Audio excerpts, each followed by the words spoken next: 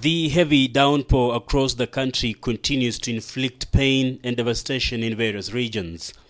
Northeastern appears to bear the biggest branch of the flash floods that have wreaked havoc in the region.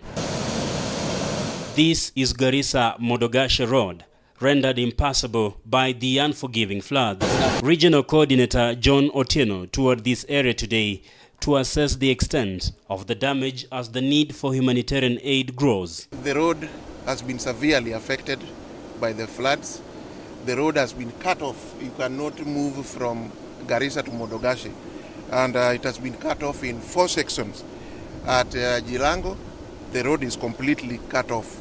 At Afueni is also cut off. Malamin and Dar es Salaam. So it is my advice to motorists using the Garissa-Modogashe road to, for the time being, avoid the road because the road is heavily flooded. At least 14 people have lost their lives and 30,000 others displaced. Otieno has assured those affected that help is on the way by air, but warned residents against underestimating the danger flash floods portends. The government, together with the development partners, are taking measures to make sure that we are able to save life. Through Red Cross, we have started delivering non-food items to those who are in camps. In Garissa town, we have 4 camps with over 1,000 people. They are receiving non-food items. They have received clean water. Kenyans traveling to various destinations in the region are grounded as drivers decry substandard roads that succumb to flash floods every rainy season.